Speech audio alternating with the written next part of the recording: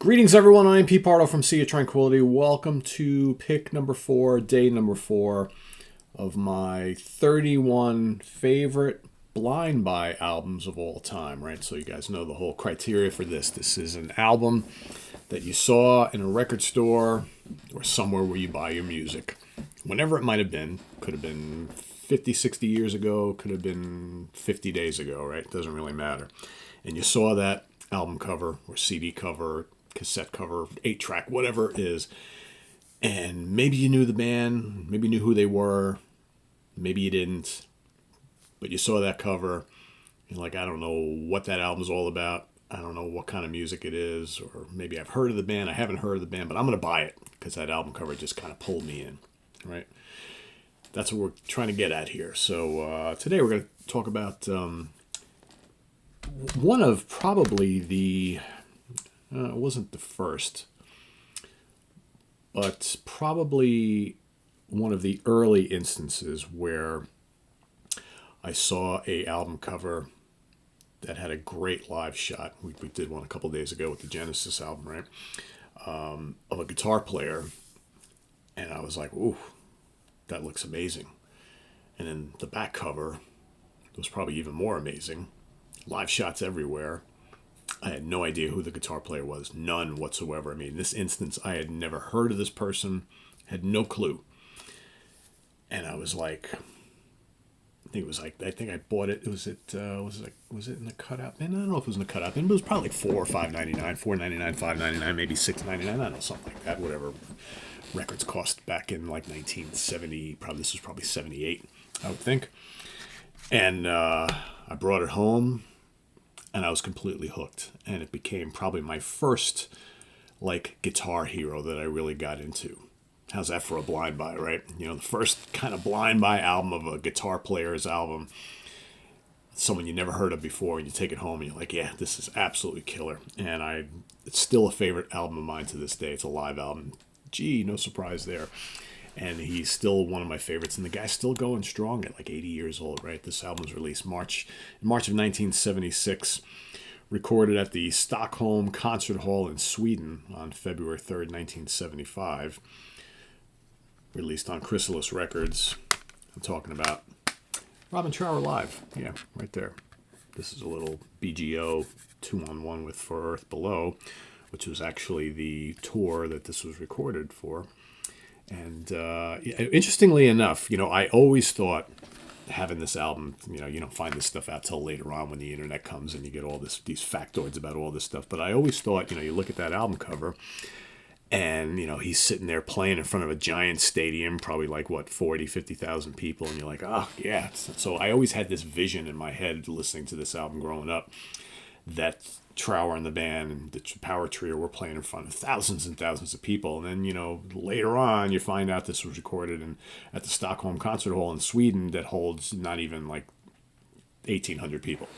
Right, so it was somewhat of a much more intimate crowd than what they portrayed here, and you got these great shots on the back. So this was on the back of the vinyl, and I remember just being like, "Whoa, these guys look awesome." And I always thought like Robin had a kind of interesting look, right, interesting haircut and all that kind of stuff. But I thought Bill Lorden on drums looked awesome. He looked so badass, and then you got this singer with the curly hair and the mustache, and like, oh, okay, cool. And I remember putting this on and thinking, "Holy moly, this is incredible." Fender Stratocaster brilliance right here, and the set list does not disappoint. So, and of course, keep in mind too that this was the first ever Robin Trower album that I got.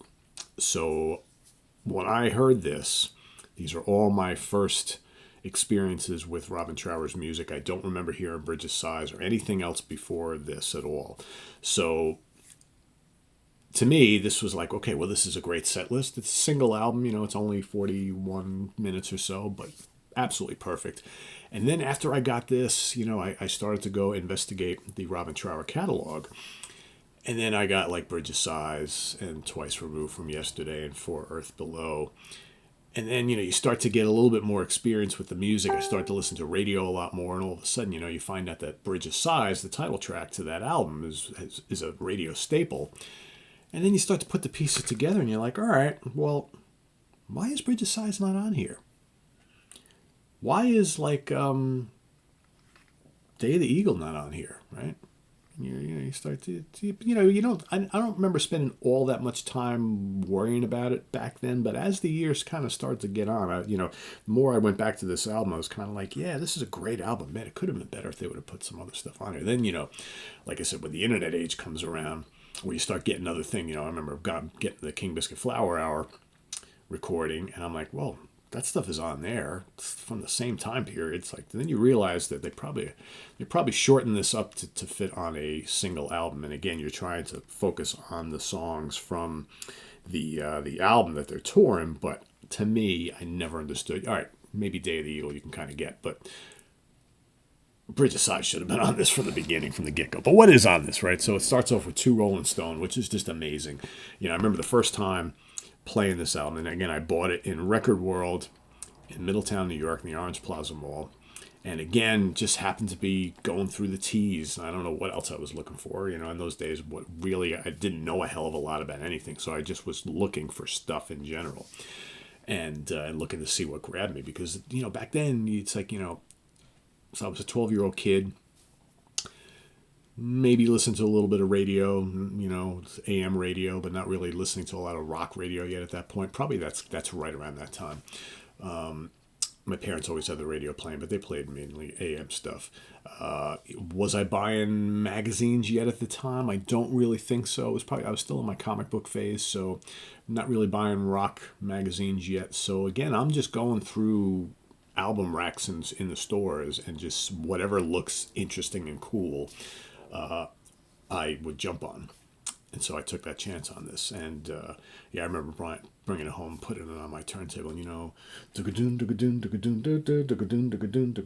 and I'm like, oh, this is cool. And then those funky wah-wah licks. This was my first introduction to the wah-wah pedal.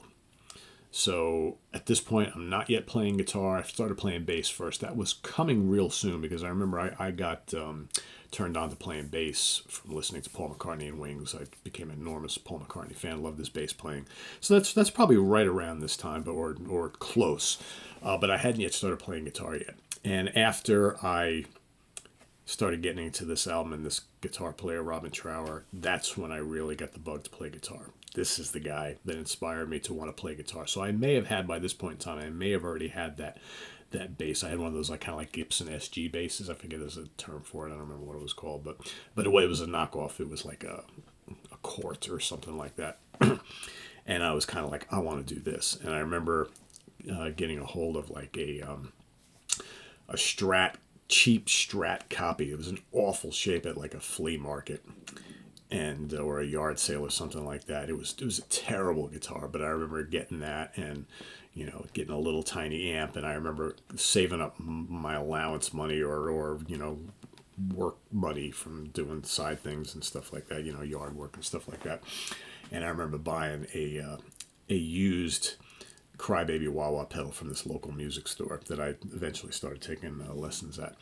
And just was totally fascinated with trying to get the tones of Robin Trower. And, and then eventually you start reading up on Trower. Eventually start reading magazines and things like that. And you start to hear these comparisons, read about these comparisons to Hendrix and all this kind of stuff. And I was kind of aware of Jimi Hendrix, but I didn't really make the connection much until I started reading more. And but anyway, Two Rolling Stone, amazing. Daydream, right? That mellow epic on here, really soulful, really emotional. Rock Me Baby, great. I always loved I always absolutely adored when Trower would like finish off a song or kick into overdrive on a solo, and he would just step on that Crybaby wah-wah pedal and just take it to the stratosphere, man. Just absolutely loved it. Side 2, you got Lady Love, I Can't Wait Much Longer. I love the moodier stuff on this album. Like I Can't Wait Much Longer and a little bit of Sympathy. Absolutely love them. Then you got Alethea and, like I said, a little bit of Sympathy. And I love the ending climax at the end where the band is just ripping it up, Trower's going off, and then all of a sudden they stop and he's like, thank you very much, good night, and then boom, and he steps on that wah-wah pedal again, and it's just like talking, and he just goes berserk at the end of the song, and then he does that final note at the end, wow, and I'm just like, how do I get me one of those damn pedals? I want to sound like that, right? Just an amazing, amazing time. And yeah, it just brings back amazing memories of, when you have that beloved album and you remember exactly when you first got it. And you remember just how excited you were for it. And I do want to mention, because it's going to lead into tomorrow's episode, sometimes when you buy these albums and you get them a couple of years after they get released or whatever, you buy them and you don't get sometimes they don't have the original sleeve. You just have like a regular white sleeve or clear, and the original liner notes and all that kind of stuff are not really included. So my version of this LP, when I bought it, 2 years after it came out or whatnot, did not have any album liner notes, the one that was on the back of the album, but in there was little advertisements for all other artists and albums on Chrysalis Records. So one of the artists that I saw on that sleeve, the name of the band kind of intrigued me, and the album titles intrigued me, and I was kind of like, oh, I don't know what that band's all about, but maybe next time I have a little bit of money and I go to the record store, I'm going to investigate. That's tomorrow's episode. See you then. Visit us on the web at www.seatranquility.org. We're on Facebook, YouTube, and Instagram all the damn time. Please subscribe if you haven't already and click on that notification bell so you get alerted of all of our content as a post. And please do hit the like button before you leave. Also down below, we got the links to our Ko-Fi page for channel donations, our merch page, our Cameo page, and the Sea of Tranquility membership options. All down below. Thanks in advance for all your support, folks. It's greatly appreciated. And we'll see you soon here with more stuff. What do we got stuff-wise? We got coming up tonight the latest installment of Let's Jam, Eric Porter's show here on the channel. He's got the band Squeaky Feet on with him, talking about their upcoming new album, which releases next week, so do not miss this interview with Squeaky Feet. Cool bunch of guys talking about new music. Can't wait for the new album because that last album is absolutely amazing. So these guys are awesome. They play a cool kind of it's like jam band, prog, fusion kind of mashup. Really, really good stuff. So that's coming up tonight. We got the UK connection come up this afternoon. Part 2 of an episode we did a couple months back where we talked about one and done album bands, right? So the bands that came out, they released one album, disappeared off the face of the earth. They only have that one album. The one and done, one album wonders.